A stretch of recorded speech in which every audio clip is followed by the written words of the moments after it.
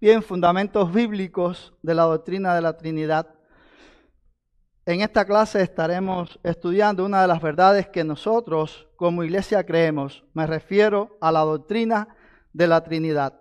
La clase responde a la pregunta: ¿es la Trinidad una doctrina realmente bíblica?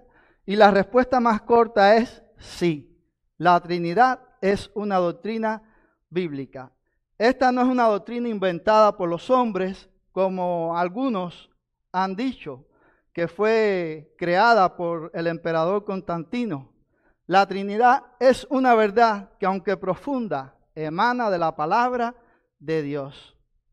El problema para entenderla no está en la verdad bíblica. El problema está en nosotros, que tenemos una mente finita y estamos tratando de entender a Dios, que es el único ser, que es infinito, autoexistente, eterno, incomprensible, creador del universo y de todas las criaturas que en él hay.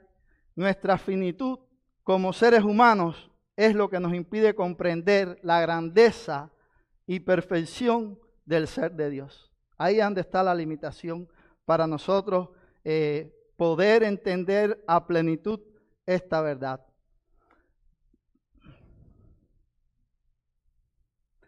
Por eso, al disponernos a estudiar esta verdad, debemos hacerlo teniendo tres cosas presentes. Lo primero, una actitud humilde. Debemos ser humildes al venir a la palabra de Dios para estudiarla. Pero también cuando vamos a estudiar acerca del ser de Dios, tenemos que acercarnos de esa manera. Esta actitud es necesaria para poder rechazar todo vestigio de racionalismo. Si no lo comprendo con mi mente, no lo creo. Eso es lo que dicen los racionalistas. El racionalista rechaza toda la revelación o parte de la revelación. Por ejemplo, el ateo niega toda la revelación. No cree en la revelación dada por Dios. Las diferentes sectas aceptan solo parte de la revelación. Sin embargo, como creyentes, nosotros estamos llamados a aceptar todo el consejo de Dios. Lo segundo, la fe verdadera de los elegidos de Dios. Es decir, eso es algo que también cuando vamos a estudiar la palabra tenemos que tener. La fe verdadera de los elegidos de Dios. La fe es un don dado por Dios y nos permite creerle a Dios tal cual Él se nos ha revelado. Es decir, cuando nosotros tenemos esa fe que viene de Dios, bueno, nosotros vamos a creerle a Dios. Vamos a creer lo que Él ha dicho. Porque no estamos mostrando una fe que es humana, sino que es la fe verdadera, la fe de la cual habla la palabra. Y eso es necesario para nosotros adentrarnos en el estudio de la Biblia, tener esa fe. Pero también cuando venimos a estudiar acerca del ser de Dios. Y lo tercero, la aceptación total y coherente de la revelación bíblica. Hay muchas personas que estudian la Biblia, pero que no quieren aceptar las verdades bíblicas. Aunque usted se lo pueda enseñar, aunque usted le pueda mostrar con toda claridad lo que las Escrituras enseñan, ellos ya tienen una idea preconcebida y no quieren cambiar. Prefieren seguir creyendo a su forma y no según lo que dice la palabra de Dios. Nosotros creemos que la palabra ha sido inspirada por Dios. Creemos que es infalible, inerrante y autoritativa. Por tanto, cuando venimos a ella a estudiarla, debemos venir para que sea Dios a través de su palabra el que nos instruya, el que nos enseñe. Y estamos llamados solamente a creer esas verdades que Dios tiene en su palabra. No podemos creer otras cosas. La doctrina de la Trinidad es una verdad que está en toda la Biblia. Pero, producto de que la revelación es progresiva, esta doctrina alcanza su mayor claridad en el Nuevo Testamento. Podemos decir eso. Pero es una verdad que nosotros la tenemos también en el Antiguo Testamento. De hecho, hay pasajes del Antiguo Testamento que a la luz del Nuevo Testamento adquieren una mayor claridad para nosotros. Adquieren un mayor entendimiento de esa verdad. Podemos adquirir un mayor entendimiento de esa verdad. Hay algunas cosas que me gustaría considerar consideraciones pertinentes antes de adentrarnos en este importante tema. Primero, el origen del término Trinidad. La doctrina de la Trinidad reconocemos que es profunda, pero es completamente bíblica. Queremos dejar eso establecido. El primer uso del término Trinidad lo hizo Tertuliano, y lo hizo con el propósito de defender las verdades bíblicas que estaban siendo socavadas. Así que este término surge con ese propósito de poder decir lo que la Biblia enseña sobre el Dios majestuoso, sobre el Dios verdadero. Y fue Tertuliano el primero en usar ese término para referirse a Dios. Es importante aclarar que el término Trinidad no está en la Biblia. Esa palabra no está en la Biblia, mis hermanos. Pero el concepto que transmitimos con esas palabras sí es completamente bíblico. Es decir, el término Trinidad no está en la Biblia, pero lo que queremos enseñar con ese término, el concepto que queremos defender con ese término, sí está en las Escrituras, sí está en la Biblia.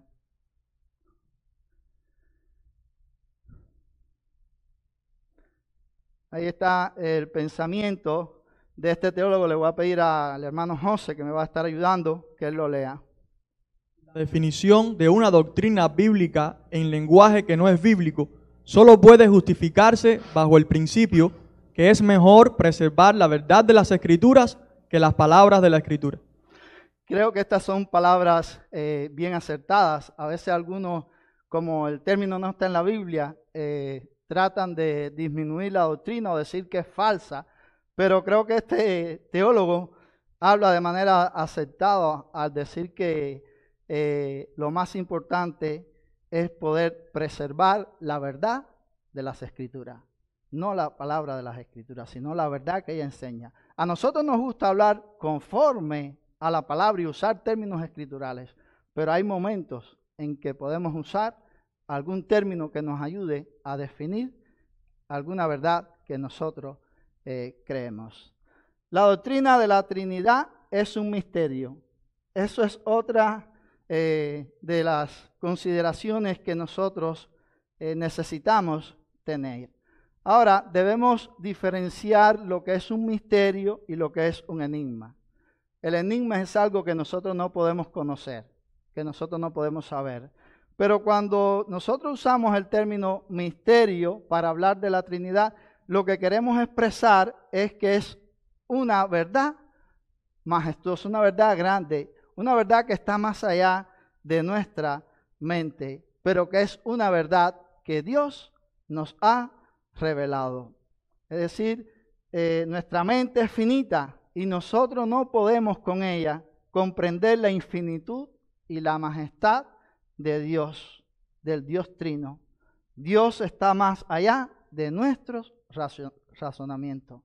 Y eso es importante que nosotros lo podamos tener, así entender. Nosotros creemos que la doctrina de la Trinidad, aunque revelada en las Escrituras, es un misterio, en el sentido de que no podemos lograr comprender a 100% lo que esa verdad encierra. Pero Dios nos la reveló y como Dios nos la reveló en su palabra, nosotros debemos estudiarla y debemos creerla. Hay algunos pensadores que han hablado acerca de esto y me gustaría que José pudiera leer lo que ellos han dicho.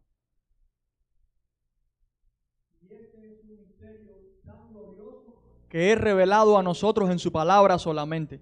No podemos comprenderlo por la razón, pero debemos adorarlo y, por la fe, descansar en su testimonio de ello. John Owen. Hay muchas cosas por encima de la razón humana que no están en absoluto en contra de ella. Sam Waldron. Esta doctrina de la Trinidad es y debe ser por siempre un misterio divino.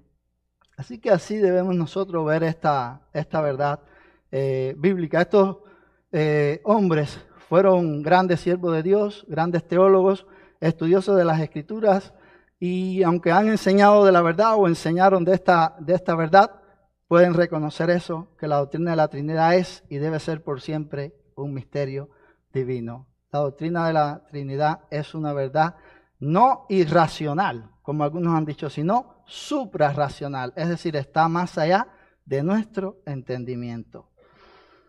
Quisiéramos aclarar también algunos términos usados para hablar de la doctrina de la Trinidad. Usamos, cuando se habla en teología acerca de la doctrina de la Trinidad, hay algunos términos que se usan y que es bueno aclarar lo que queremos decir con esos términos. Por ejemplo, está el término persona. Cuando nosotros usamos ese término, no lo hacemos en el sentido de una persona humana. No lo hacemos en ese sentido. Como dice ahí, persona no creada, que no está conectada con lo finito e imperfecto, ni con la individualidad de una persona humana. Cuando usamos para decir que Dios es tres personas, eso es lo que nosotros estamos diciendo. Estamos afirmando eso, estamos usando ese término en ese sentido. Pero en nuestra mente, muchas veces lo que viene es como pensar en un ser humano o algo así. Debemos ser cuidadosos de que ese error no venga a nuestra mente. El término subsistencia quiere decir una manera de existir, existe de sí mismo. Ahora es importante que ustedes sepan que el término persona y subsistencia son intercambiables. Es decir, cuando hablamos de eso estamos hablando de la misma cosa. En la confesión nuestra, cuando habla acerca de, da como una definición de la doctrina de la Trinidad, usa primeramente esa palabra subsistencia. Pero si usted va a la confesión de Westminster, ellos usan persona.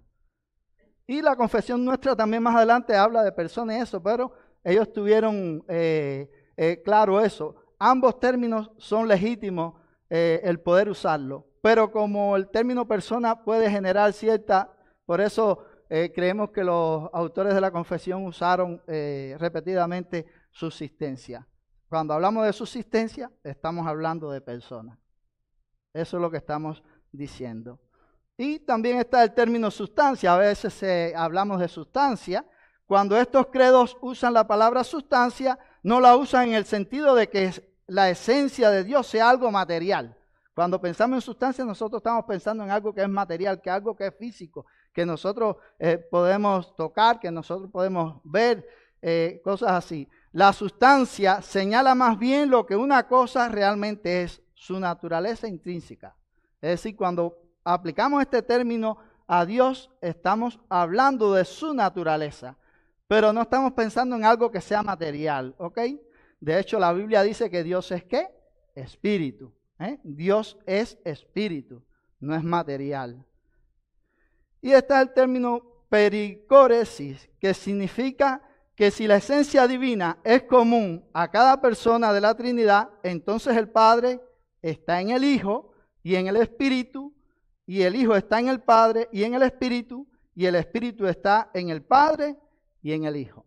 Esos pasajes que nosotros podemos encontrar ahí en las Escrituras que hablan acerca de eso, nos muestran esa realidad que el Padre está en el Hijo en el Padre y así sucesivamente. Ahí tenemos el texto de Juan 14:11. Yo lo voy a leer. El pasaje dice: creedme que yo soy en el Padre y el Padre en mí. De otra manera, creedme por las mismas obras. Es decir, Jesús está diciendo: yo soy en el Padre y el Padre es en mí. Porque nosotros creemos en un solo ser divino. Dios es uno. Pero este Dios existe y subsiste en tres personas: Padre, Hijo y Espíritu Santo. Pero es un solo ser divino. Nosotros no creemos en tres dioses. Creemos en un solo ser divino.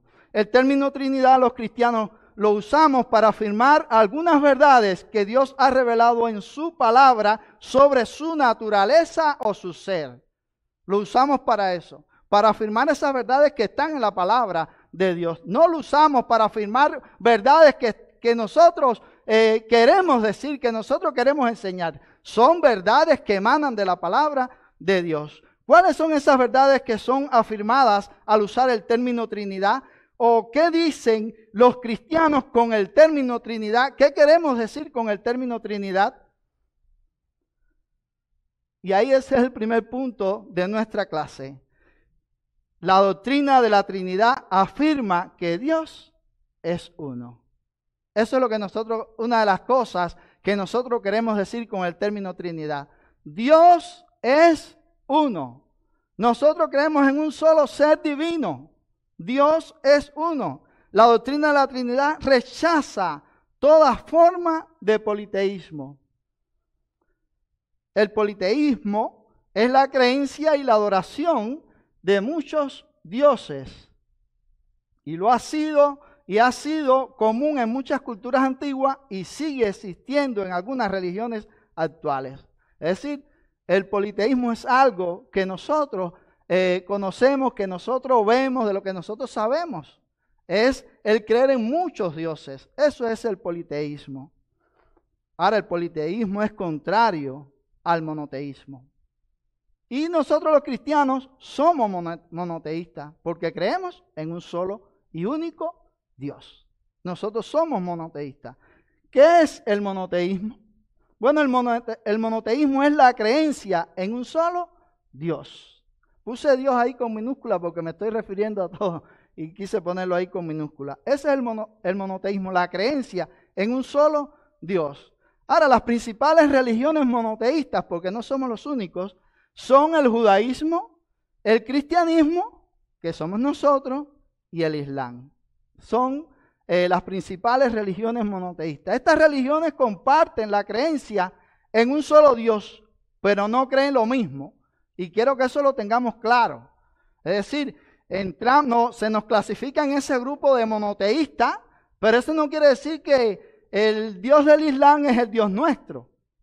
No quiere decir eso, no es el mismo Dios. Porque algunas veces dicen que es el mismo Dios. No es el mismo Dios, el Dios de los islámicos. Aunque ellos creen en un solo Dios. Y nosotros también, pero no es el mismo Dios. Ellos creen en otro Dios inventado, porque solo hay un Dios verdadero. Y es el Dios nuestro, es Jehová, o Yahvé, como usted quiera decir. Y eso es algo que nosotros tenemos que tener claro. Y algo también importante es que, aunque podamos creer en el mismo Dios, pensando ahora en el judaísmo, ellos no aceptan las verdades que Dios ha revelado en su palabra, o parte de esas verdades, y eso nos distancia de ellos. Y eso es importante tenerlo presente. Vamos a ver aquí, José, si me puedes ayudar ahí. Vamos a ver acerca del Islam, acerca del judaísmo y acerca del cristianismo, lo que cada una de estas religiones afirma. El Islam cree en un solo Dios llamado Alá, indivisible, sin hijos ni asociados. La Trinidad es vista como politeísmo o una blasfemia. Niega que Jesús sea Dios o el Hijo de Dios, lo considera un profeta. Bien, fíjense, esto está claro. Ellos, aunque creen en un solo Dios, ellos niegan la Trinidad y dicen que la Trinidad, creer en la Trinidad es ser politeísta. Es decir, que ellos creen que nosotros creemos en muchos dioses, cuando realmente nosotros no creemos eso. Y ellos niegan a Jesús, niegan que Jesús sea el Hijo de Dios. Ellos lo consideran un profeta, pero no consideran que Jesús sea Dios. El judaísmo, José, cree en un solo Dios, único y absolutamente indivisible. Rechaza cualquier concepto de pluralidad en Dios. No acepta que Jesús sea el Mesías ni que sea Dios.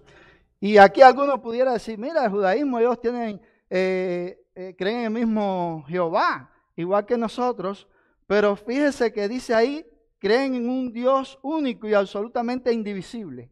Nosotros vamos a ver después, a lo largo del estudio, de que no es realmente así lo que la Biblia enseña. Ellos están ahí errados y rechazan cualquier concepto de pluralidad en Dios. Es decir, en otras palabras, ellos rechazan una de las verdades que nosotros afirmamos con el término Trinidad. Y no aceptan a Jesús como el Mesías que ha venido de parte de Dios. Es decir, no son creyentes. No son creyentes. Jesús dijo, yo soy el camino, la verdad y la vida. Nadie viene a Dios el Padre si no es por medio de Él. Es decir que, y ellos rechazan eso. Entonces, todo judaizante que rechace eso ya por ahí está mal. No puede realmente conocer al Dios verdadero ni llegar al Dios verdadero. Seguimos, José. El cristianismo cree en un solo Dios que existe eternamente en tres personas distintas: Padre, Hijo y Espíritu Santo. Esta es la doctrina de la Trinidad, un solo ser divino en tres personas coeternas y consustanciales. Cada persona es plenamente Dios, no tres dioses, sino un solo Dios trino. Bien, eso es lo que nosotros creemos y es lo que nosotros vamos a estar defendiendo, que es la verdad bíblica. Como dice la doctrina de la Trinidad, un solo ser divino en tres personas coeternas y consustanciales. Ahora, nuestra confesión habla acerca de esto y dice lo siguiente: la Confesión de Fe Bautista de Londres de 1689 afirma: en este ser divino e infinito hay tres subsistencias: el Padre, el Verbo o Hijo y el Espíritu Santo, de una sustancia, poder y eternidad, teniendo cada uno toda la esencia divina, pero la esencia indivisa. Ahí sigue hablando la confesión y después dice: todos ellos son infinitos, sin principio, y por tanto son un solo Dios que no ha de ser dividido en naturaleza y ser. Por eso creemos en un solo ¿qué? Ser, un solo Dios. No que el Padre es un Dios independiente del Hijo y del Espíritu. No, creemos en un solo Dios que no ha de ser dividido, en naturaleza y ser, sino distinguido por varias propiedades relativas, peculiares y relaciones personales. Es decir, un solo ser, pero que lo que nosotros tenemos que hacer es distinguir sus propiedades, o como decimos, que es un solo Dios que existe y subsiste en tres personas, Padre, Hijo y Espíritu Santo. Es decir, estamos haciendo una distinción en Dios, una distinción, pero nosotros no estamos afirmando que creemos en tres dioses que son diferentes, que no, es un solo Dios en lo que nosotros creemos. La doctrina de la Trinidad es la afirmación de creer en un solo Dios único. Esa es la doctrina de la Trinidad. Y esta verdad es afirmada tanto en el Antiguo Testamento como en el Nuevo Testamento. Vamos a ver lo que el Antiguo Testamento nos dice acerca de esta verdad de un solo Dios. Le pido a José que él me ayude a ir leyendo. Deuteronomio 4:35. A ti te fue mostrado para que supieses que Jehová es Dios y no hay otro fuera de él. Aprende pues hoy y reflexiona en tu corazón que Jehová es Dios arriba en el cielo y abajo en la tierra, y no hay otro. Deuteronomio 6:4. Oye Israel, Jehová nuestro Dios, Jehová uno es. Nehemías 9:6. Tú solo eres Jehová, tú hiciste los cielos y los cielos de los cielos, con todo su ejército, la tierra y todo lo que está en ella, los mares y todo lo que hay en ellos, y tú vivificas todas estas cosas, y los ejércitos de los cielos te adoran. Salmo 86:10. Porque tú eres grande y hacedor de maravillas, solo tú eres Dios. Y hay más textos que nosotros pudiéramos citar. Ahora, cada uno de estos textos afirma la verdad bíblica de que hay un solo Dios. Un solo Dios, un único Dios. Eso es lo que nosotros creemos. Ahí está Isaías 43:10 al 11. Dice: vosotros sois mis testigos, dice Jehová, y mi siervo que yo escogí, para que me conozcáis y creáis y entendáis que yo mismo soy. Antes de mí no fue formado Dios, ni lo será después de mí. Yo Jehová, y fuera de mí no hay quien salve. Yo anuncié y salvé e hice oír, y no hubo entre vosotros dioses ajenos. Vosotros pues sois mis testigos, dice Jehová, que yo soy Dios. Solo hay un Dios, mis hermanos. Solo hay un Dios. Un Dios vivo y verdadero. Y ese Dios es el Dios que se nos revela en las Escrituras. Ahí hay una serie de textos más que nosotros pudiéramos buscar en nuestras casas y poder seguir abundando en esa verdad. Y ese es alguno, pero podemos poner más textos que hablen sobre ese tema. En 2 de Reyes 5, 15 y 16 dice: ahora conozco que no hay Dios en toda la tierra sino en Israel. Eso dice la palabra. Ahora conozco que no hay Dios en toda la tierra sino en Israel. Todos los demás dioses de los pueblos son falsos. Es lo que está diciendo. Solo el Dios de Israel es verdadero. Y la nación de Israel era responsable de darlo a conocer a las demás naciones. Pero ellos fallaron en eso. Ellos fallaron en eso. Ahora, veamos qué nos enseña el Nuevo Testamento. Así que hasta aquí hemos visto que hay un solo Dios. La Biblia es clara con relación a eso. Un solo y único Dios. Y eso es lo que creemos nosotros los cristianos. Eso es lo que creemos en esta iglesia bautista reformada. Un solo Dios. No tres dioses. Un solo y único Dios. Ahora, ¿qué habla el Nuevo Testamento con relación a esto? Vamos a ver qué nos dice el Nuevo Testamento. Porque Dios es uno, y Él justificará por la fe a los de la circuncisión y por medio de la fe a los de la incircuncisión.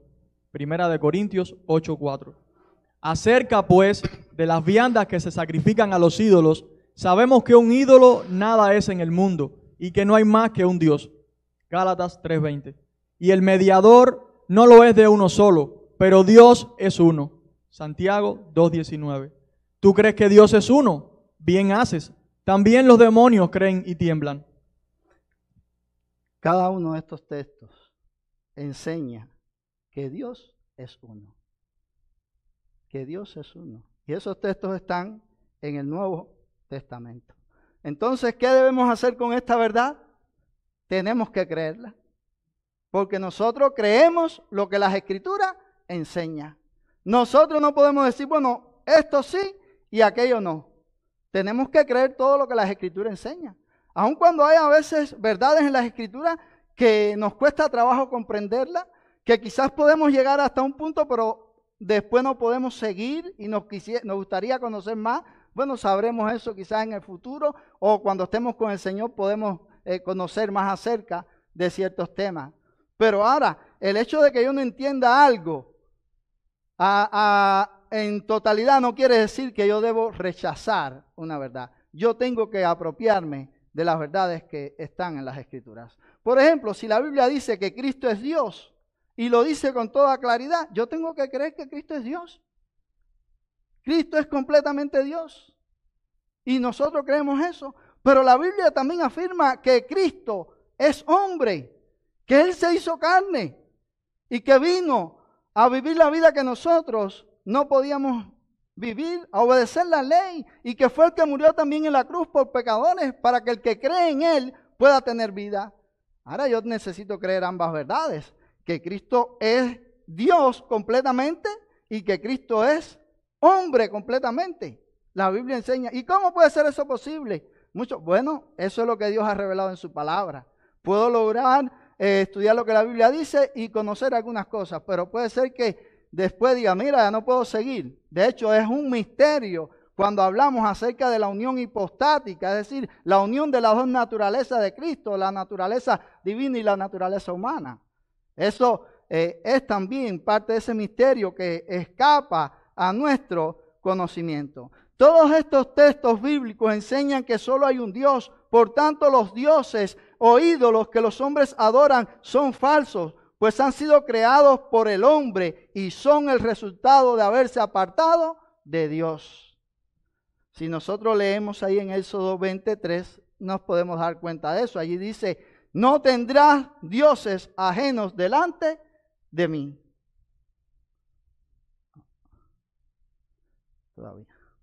Es decir, que la enseñanza de las Escrituras es que nosotros no tengamos otros dioses. La enseñanza de las Escrituras es que creamos en Jehová, que Él es el Dios verdadero. Y si leemos un poco más en ese capítulo de Éxodo 20, del 3 al 5, ahí también se nos dice, no te harás imágenes, ni ninguna semejanza de lo que esté arriba en el cielo, ni abajo en la tierra, ni en las aguas debajo de la tierra. No te inclinarás a ellas, ni las honrarás, porque yo soy Jehová, tu Dios, fuerte y celoso. Así es nuestro Dios. Entonces nosotros no podemos adorar otros dioses. Nosotros tenemos que adorar al Dios verdadero. Y tenemos que hacerlo de la forma que Él nos ha revelado en las Escrituras. Porque si ya yo tengo una idea distorsionada de Dios, mire, yo no estoy adorando al Dios verdadero. No es adorar al Dios verdadero. Nuestra idea de Dios por eso tiene que corresponderse con lo que Él ha revelado en su palabra. Estas citas bíblicas todas afirman la unidad de Dios. Yo no sé si usted se fijó, pero todas estas citas bíblicas del Antiguo Testamento y del Nuevo Testamento afirman categóricamente la unidad de Dios, pero no en el mismo sentido que lo hacen las diferentes sectas. Vimos que el judaísmo cree en la unidad de Dios, pero niega cualquier distinción en Dios. El Islam, que es una religión, no vamos a estudiar de ellos, pero como hablé de ellos, creen en un Dios. Y dice que nosotros los cristianos creemos en muchos dioses. Es decir, niegan la distinción en el Dios nuestro. Y así podemos citar otras sectas.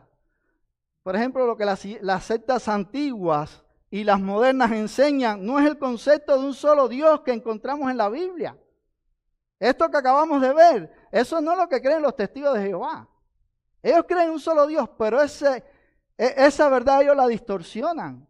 Y los sabelianos, o los monarquianos, o los modalistas, o los solo Jesús, como usted le quiera llamar, ellos también distorsionan esa verdad. No es la verdad esa de un solo Dios que aparece en las Escrituras, y lo vamos a ver, lo vamos a ver. Antes, veamos algunas cosas. ¿Cuáles son estas sectas surgidas en el seno del cristianismo que tergiversan el concepto bíblico de la unidad de Dios? Le voy a pedir al hermano José que él me pueda leer ahí las diferentes sectas. Ahí está el monarquianismo modalista. Surgido a finales del segundo siglo y principios del tercero, sus precursores modernos son los solo Jesús o Nueva Luz. Creen que en Dios hay una sola persona que asume diferentes papeles o roles. Es decir, ellos dicen Dios se manifiesta como Padre. En otros momentos deja de ser Padre para asumir el papel de Hijo. Y en otros deja de ser Hijo para asumir el papel del Espíritu Santo. Como ellos creen que Dios es una sola persona, ellos creen que Dios es una sola persona. Nosotros creemos en un solo Dios, pero que hay tres distinciones en Dios: Padre, Hijo y Espíritu Santo. Ellos no. Ellos creen que Dios es una sola persona.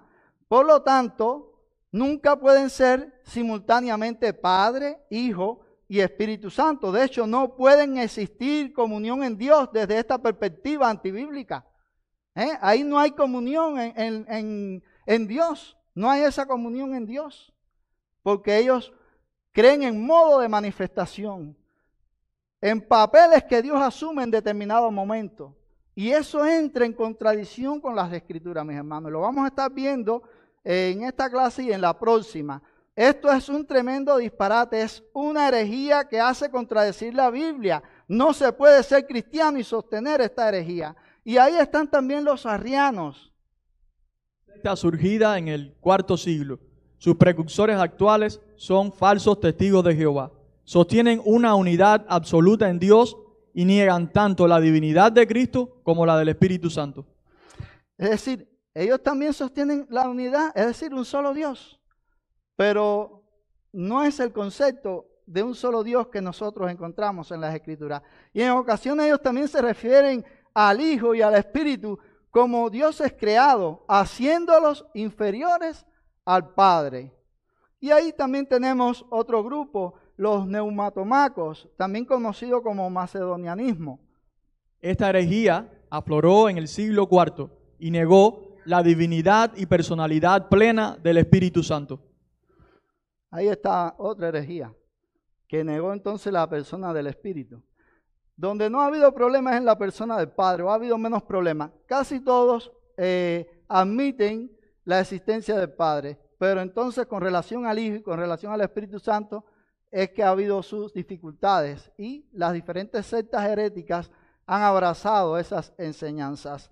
Vamos a leer el último que tenemos ahí. El triteísmo enseña que el Padre, el Hijo y el Espíritu Santo son tres seres distintos con esencias separadas. niegan la unidad ontológica de las tres personas divinas. Es decir, en vez de afirmar un solo Dios en tres personas, ellos enseñan tres dioses individuales. Eso no es lo que nosotros creemos, hermano. Pero a veces yo he visto personas explicando la Trinidad de esa manera. Y tenemos que ser cuidadosos a la hora de escoger nuestras palabras y ver cómo nosotros realmente explicamos lo que Dios nos ha revelado en su palabra, porque nosotros creemos en un solo Dios. Y este Dios existe y subsiste en tres personas, Padre, Hijo y Espíritu Santo. Yo sé que esto es profundo, por eso dijimos que es una verdad grande, que es una verdad que está más allá de nuestro razonamiento, pero es una verdad bíblica. Y tenemos que adentrarnos a ella y aceptar sobre todas las cosas lo que la Biblia enseña, hermano. Yo creo que cuando nosotros decimos, sí, pero la Biblia dice esto y la Biblia dice aquello, y nos abrazamos a esa verdad, miren, nosotros estamos bien. Lo malo es decir, mira, como yo no entiendo esto es mentira, esto lo creo alguien, y entonces buscar otras interpretaciones. No debemos caer en ese punto. Estas sectas son peligrosas y muchas de ellas estuvieron en la antigüedad y fueron condenadas como herejías, pero tienen sus precursores modernos. Tenemos los falsos testigos de Jehová y tenemos los solo Jesús, que es el modalismo, solo Jesús o nueva luz. Y esa herejía sobre todo se ha expandido en la iglesia de estilo pentecostal, pero tenemos que estar alerta y por eso necesitamos conocer la palabra para que nosotros no seamos confundidos acerca de lo que realmente nosotros creemos. Bien, el segundo punto de la clase es la doctrina de la Trinidad. Afirma que en Dios hay tres subsistencias o personas. Ya nuestro primer punto es que la Trinidad afirma que hay un solo Dios. ¿Ok? Ahora, con la doctrina de la Trinidad o con el término Trinidad, también nosotros afirmamos que en Dios hay tres subsistencias o personas. En Dios hay tres subsistencias o personas. No tres dioses, no tres dioses, tres subsistencias o personas. Es importante decir que los que niegan la doctrina de la Trinidad plantean una objeción sobre este punto de nuestra clase. Ellos dicen, la doctrina de la Trinidad es falsa, porque es una contradicción decir que Dios es uno y a la vez es trino. Ellos dicen eso. Ellos afirman eso. Esto es una contradicción. Pero esa objeción es infundada y no es real. Si la doctrina de la Trinidad dijera que Dios es uno en un sentido y en ese mismo sentido es otro, entonces sí pudiéramos decir que en Dios hay una contradicción. Pero no es así. Así que la doctrina de la Trinidad no dice eso que ellos están diciendo. Si la doctrina de la Trinidad dijera que Dios es uno y en un sentido y en ese mismo sentido Dios es trino, miren, sería una contradicción que debemos aceptar. Si yo digo Dios es uno en este sentido y en el mismo sentido digo Dios es trino, mira, ahí hay algo mal. Pero eso no es lo que afirmamos con la doctrina de la Trinidad, mis hermanos. Con la doctrina de la Trinidad nosotros decimos otra cosa. Dios es uno en un sentido y trino en otro sentido. Dios es uno como ser divino. En su naturaleza divina, Dios es uno. Pero en su existencia, Dios entonces es trino. Y nos referimos ahí a las personas, Padre, Hijo y Espíritu Santo.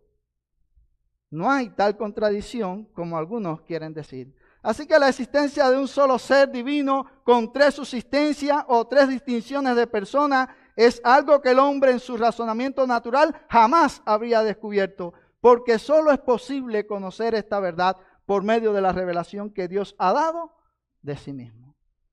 Yo creo eso, hermano, que solo podemos llegar a esta verdad por medio de la revelación y por medio de la obra del Espíritu en nuestros corazones. A través de la fe nosotros podemos lograr entender esta doctrina y podemos aceptarla con tranquilidad, aunque cuando estemos con el Señor quizás podamos tener más claridad con ello, pero con lo que Él nos ha dejado aquí, yo creo que nosotros podemos abrazar con toda tranquilidad esa gran verdad. Primera de Corintios 2, 1 al 16 nos dice: y nosotros no hemos recibido el espíritu del mundo, sino el espíritu que proviene de Dios, para que sepamos lo que Dios nos ha concedido. Nosotros por medio del espíritu podemos saber lo que Dios nos ha concedido. Dios nos ha perdonado nuestros pecados, Dios nos ha redimido, Dios nos ha salvado, pero también podemos conocer estas verdades que Dios nos ha dejado en su palabra. Y por medio del Espíritu nosotros podemos aceptar la revelación bíblica como la verdad de Dios, como la verdad autoritativa, solo por medio de la obra del Espíritu. También sigue diciendo: lo cual también hablamos no con palabras enseñadas por sabiduría humana, sino con la que enseña el Espíritu, acomodando lo espiritual a lo espiritual. Pero el hombre natural no percibe las cosas que son del Espíritu de Dios, porque para él son locuras y no las puede entender porque se han de discernir espiritualmente. En cambio, el espiritual juzga todas las cosas, pero él no es juzgado de nadie. Porque ¿quién conoció la mente del Señor? ¿Quién le instruirá? Mas nosotros tenemos la mente de Cristo. Hermano, este es un pasaje tremendo. Dice: el hombre natural, el hombre sin Dios, el hombre que vive lejos de Dios, no percibe las cosas que son del Espíritu de Dios. Para él son locuras. Para él son locuras. Dice que no las puede entender porque hay que discernirlas espiritualmente. Solo por medio de la obra de Dios nosotros podemos entender estas verdades. Es Dios el que nos guía a la verdad de su palabra. Las sectas necesitan creer en el Dios de la Biblia. Necesitan creer en el Evangelio para ser salvos y entonces poder ser guiados a estas verdades. Y dice que nosotros tenemos la mente de Cristo. Lo que rige nuestras vidas, lo que moldea nuestra vida, lo que moldea nuestro pensamiento es la palabra de Dios, es la palabra de Cristo. Nosotros debemos dejar que la palabra sea lo que llene todo nuestro ser. Ahora, ¿cómo habla Dios de sí mismo? Cuando se habla de una de las personas por separado, y esto es importante, cuando se habla de una de las personas por separado, la Biblia le llama Dios. No porque haya tres dioses, sino porque es el reconocimiento de una de las distinciones de la esencia divina. Y eso es importante, hermano, tenerlo claro. Se le llama así por esto, porque es una de las distinciones divinas. Y ya que está en operación, ¿cómo le vamos a llamar? Dios el Hijo, porque es parte de la esencia divina, pero es una subsistencia diferente, es una persona diferente. Por eso es que encontramos en la Biblia que habla de Cristo como Dios, del Espíritu Santo como Dios, del Padre como Dios, y entonces los triteístas, por ejemplo, pueden decir: ahí habla de tres dioses. No, tienes que ver todo lo que las Escrituras enseñan para poder llegar a esta conclusión y poder ver a Dios como un solo Dios que existe y subsiste en tres personas: Padre, Hijo y Espíritu Santo. José, si puede leerme el pensamiento de Calvino, por favor. El Padre, el Hijo y el Espíritu Santo son uno en esencia, pero distintos en las personas. Sin embargo, esta distinción no introduce división. Yo creo que está claro. El reformador Juan Calvino lo dijo de manera inmejorable, muy claro. Eso es lo que nosotros creemos. Eso es lo que la Biblia enseña sobre nuestro Dios y esas distinciones que hay en Dios. Ahora vamos a ver, en el tiempo que nos queda, algunas cosas más. Vamos a ver lo que se nos dice acerca del Padre, que es Dios, porque la Biblia llama al Padre Dios, pero como aclaramos ya anteriormente, porque está en operación una de esas personas. Pero no es que creamos en tres dioses, sino en un solo Dios que existe y subsiste en tres personas. Vamos a ver lo que nos dice acerca del Padre. José, leemos esos textos, por favor. Juan 6:27.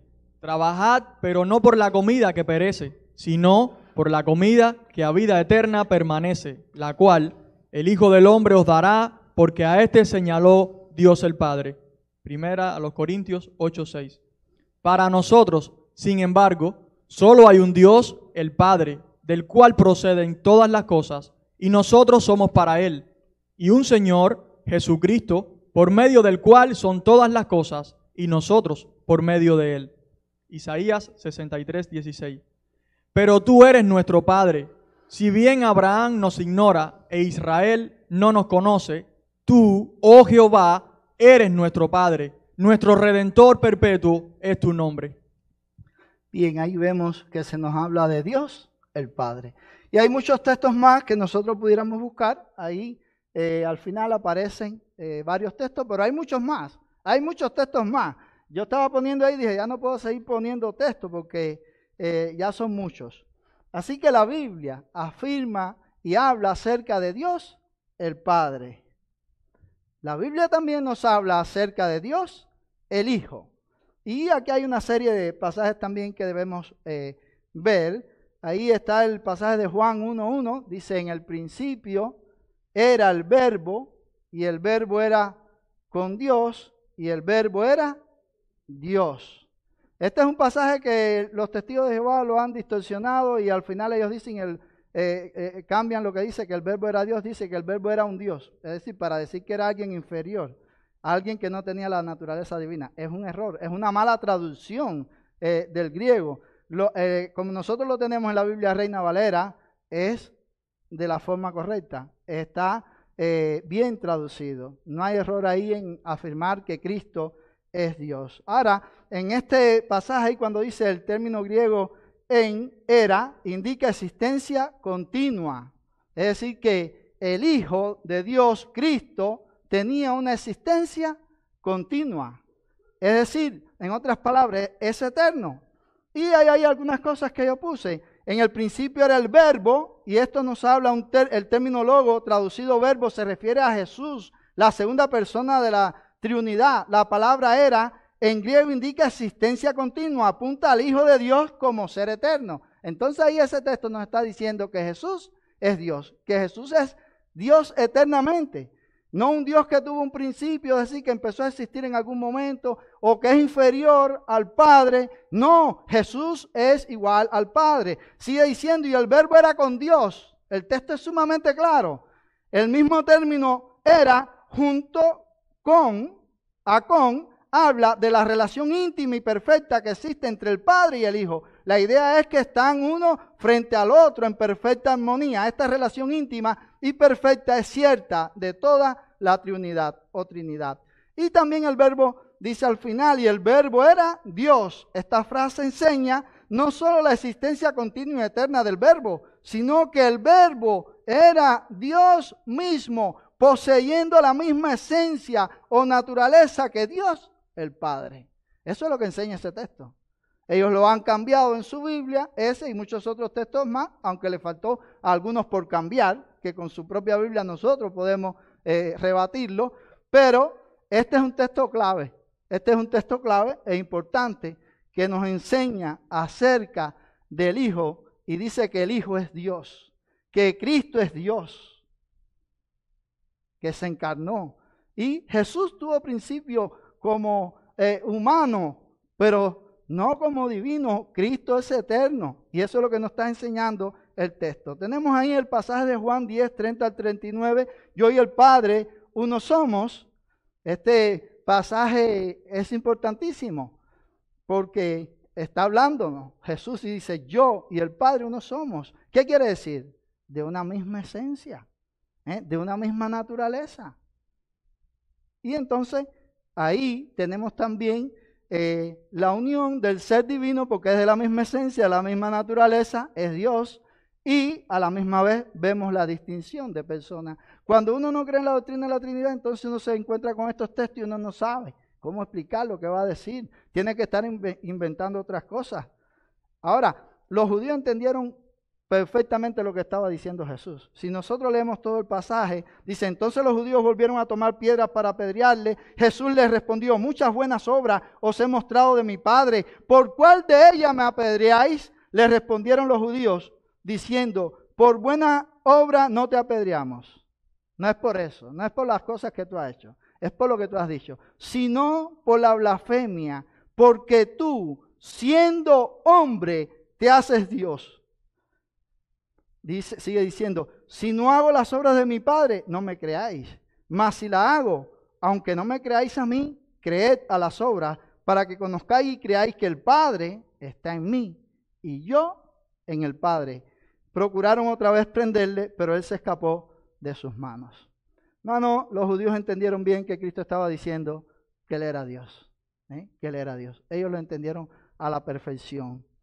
Y nosotros creemos lo que la Biblia enseña. La Biblia enseña y afirma que Cristo es Dios. José, si me puede leer esos textos, por favor. Romanos 9:5. De quienes son los patriarcas y de los cuales, según la carne, vino Cristo, el cual es Dios sobre todas las cosas, bendito por los siglos. Amén. Tito 2:13. Aguardando la esperanza bienaventurada y la manifestación gloriosa de nuestro gran Dios y Salvador Jesucristo. Primera de Juan 5:20. Pero sabemos que el Hijo de Dios ha venido y nos ha dado entendimiento para conocer al que es verdadero. Y estamos en el verdadero, en su Hijo Jesucristo. Este es el verdadero Dios y la vida eterna. Estos tres textos, hermanos, es obligatorio aprendérselos.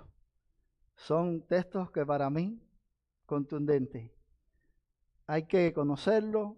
Si no se lo puede aprender, márquelo para que usted sepa dónde están. Y si alguien le dice, usted puede decir, bueno, aquí dice otra cosa. Aquí está diciendo que Cristo es Dios. Los tres textos dicen que Cristo es Dios. Ahí en Tito dice, aguardando la esperanza bienaventurada y la manifestación gloriosa de nuestro gran Dios y Salvador Jesucristo. Y Primera de Juan 5:20, más claro no puede ser. Estamos en el verdadero, en su Hijo Jesucristo. Dice, este es el verdadero Dios y la vida eterna está en Él. Él es el camino para esa vida eterna. Y ahí hay después otros textos que nos pueden ayudar también. Con relación a la persona del Espíritu Santo, ahí también tenemos algunos textos que nosotros queremos leer. Ya vimos al principio cómo ha habido también algunas herejías que niegan al Espíritu Santo. Los testigos de Jehová son uno de ellos. Y ellos dicen sencillamente que el Espíritu Santo es una fuerza activa, la fuerza activa de Jehová, pero que no es un ser divino, que no es parte del ser divino, que no es Dios. Ellos dicen que no es Dios. La Biblia habla del Espíritu Santo como Dios. Vamos a leer esos textos ahí ahora, pero hay muchos pasajes en la Biblia que nos enseñan que el Espíritu guía, que el Espíritu se entristece, que el Espíritu habla, que enseña. Hay muchas cosas en las Escrituras que nosotros podemos ver que se atribuyen al Espíritu y que hablan de una personalidad, y es una personalidad divina en este caso. Es decir, que nadie puede negar la divinidad del Espíritu Santo con las Escrituras. Las Escrituras afirman que el Espíritu es Dios, es la tercera persona de la Trinidad. José, por favor, si puedes leer los textos. Primera de Corintios 2, del 10 al 11, afirma, el Espíritu Santo conoce los pensamientos de Dios, algo que solo Dios puede hacer. Hechos 5, del 3 al 4. Pedro equipara mentira al Espíritu Santo con mentira a Dios. Y segunda a los Corintios 3, 17, el apóstol Pedro equipara mentira al Espíritu Santo con mentira a Dios, lo que implica que el Espíritu Santo es Dios. Sí, ahí no pusimos el texto, fue un error. Es algún detalle que se nos escapó. Pero bueno, pusimos ahí lo que sí enseña el texto. El primero que José leyó dice, el Espíritu Santo conoce los pensamientos de Dios, algo que solo Dios puede hacer. ¿Quién puede conocer los pensamientos de Dios? Solo Dios, Él es Dios. Y de Hechos 5 ahí nosotros lo vemos. Pedro equipara mentir al Espíritu con mentir a Dios. Y el de 2 Corintios, ahí el apóstol Pedro equipara mentir al Espíritu con mentir. Ahí eso hubo un error. Bueno, no recuerdo ahora ese, dejémoslo. Ahora, hermano, lo cierto es que la Biblia enseña con toda claridad que el Espíritu de Dios es Dios. Es parte de la esencia divina. Es la tercera persona de la Trinidad. Y nosotros necesitamos creer eso.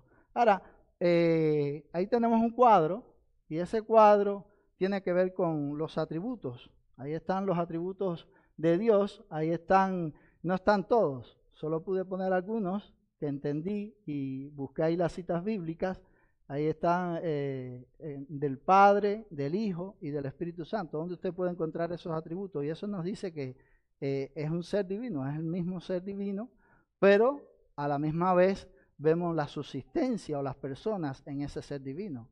Por eso podemos encontrar las diferentes citas bíblicas donde se habla de ese atributo en cada una de las personas, pero un solo Dios. La pluralidad de personas en la divinidad. Nosotros si negamos eso, miren, nosotros destruimos la revelación bíblica y nosotros acabamos con el Evangelio. Si nosotros no hacemos esa distinción de personas, nosotros acabamos con el Evangelio. Porque a lo largo de las Escrituras nosotros vemos que el Padre ideó la salvación, que el Hijo la hizo posible, es decir, vino y murió, se entregó para que nosotros pudiéramos ser salvos, ocupó el lugar de pecadores, y el Espíritu es el que hace la obra en el corazón, el que quita el velo, el que obra en el corazón humano para que podamos creer. Y esa es la obra del Dios Trino. Si nosotros negamos eso, nosotros entonces estamos negando las Escrituras. Un teólogo dijo, la confesión de un Dios Trino es esencial para el cristianismo. Sin ella no puede haber redención, ni cristología, ni iglesia. No hay redención, no hay cristología, ni iglesia. Y ahí tenemos un texto que es importante, Deuteronomio 6:4, ya lo vimos anteriormente cuando hablamos de la unidad de Dios, que Dios era uno, pero este texto hay que volverlo a repetir aquí. Dice, oye Israel, Jehová nuestro Dios, Jehová uno es. ¿Y por qué quiero traer este texto aquí? Porque aquí cuando habla de uno, no es uno absoluto. Aquí no está hablando en ese sentido. Aquí está hablando de que hay una pluralidad. Ese uno implica una pluralidad. Es interesante notar que la palabra uno en el Shemat es Ejad en el idioma hebreo, la cual significa una unidad compuesta o un nombre que demuestra singularidad o unidad, pero que al mismo tiempo contiene varias entidades. Eso es lo que está hablando ahí. Así que ahí nosotros vemos la Trinidad. Es un Dios, pero hay una distinción de personas en Dios. Y pudiéramos ilustrar eso de alguna manera. Es la palabra que se usa para decir, mira, aquí yo tengo un racimo, por ejemplo, de uva. Usted tiene un racimo de uva, es uno, pero tiene muchas uvas el racimo, ¿verdad? Esa es la idea ahí cuando se usa la palabra ejad, para implicar que es una unidad, pero que hay una distinción ahí en esa unidad. Y eso es importante que nosotros lo tengamos. Y pudiéramos hablar de otros pasajes. Génesis 2:24 dice, por tanto dejará el hombre a su padre y a su madre y se unirá a su mujer y serán una sola carne. Habla de una unidad compuesta. Y en Génesis 1:5 también habla acerca de eso. Es el mismo término, ejad, el que nosotros tenemos en esos pasajes. Sin embargo, si se hubiera querido decir que es como dicen los judíos, o como dicen los sabelianos, o como dicen los testigos de Jehová, había otra palabra para eso, que es la palabra yahat. Y existe otro término en hebreo, que es el uso singular de ejad, el cual es yahat, que significa una absoluta unidad, y nunca se utiliza para referirse a Dios. Nunca se usa para referirse a Dios. Y en Génesis 22:2, y dijo, toma ahora a tu hijo, tu único, Isaac, a quien amas, y vete a tierra de Moria y ofrécelo allí en holocausto sobre uno de los montes que yo te diré. ¿Saben qué? Abraham tenía 2 hijos en ese momento. Pero fíjese que el término que se usa ahí no es had, para hablar de una pluralidad, sino, no ese es el término que se usa yahad. Pero solamente hay un hijo a quien Dios reconoce. Este es Isaac, el hijo de la promesa, y no hay otro. Por eso es que usa ese término. Porque en ese sentido, Yahad establece una absoluta singularidad. Uno y solo uno. El hijo de la promesa era solamente Isaac. Por eso es que usa esa palabra. Si no hubiera podido usar la otra, Ejad. Y hubiera podido ser, mira, más. Pero no, Dios es sabio a la hora de dejarnos su palabra. Bien, hermanos, tenemos que llegar hasta aquí. En la próxima clase continuaremos. Ya íbamos a terminar este punto, pero ya el tiempo se nos ha agotado. Y vamos a dar gracias a Dios y vamos a pedirle que Él nos ayude a entender estas verdades. Oremos. Padre, te alabamos porque tú has sido bueno. Tú eres bueno con nosotros y te alabamos porque de ti es que viene la guía, Señor, para que nosotros podamos entender tu palabra según lo que tú nos has revelado en ella y tener el sentido adecuado, el sentido correcto.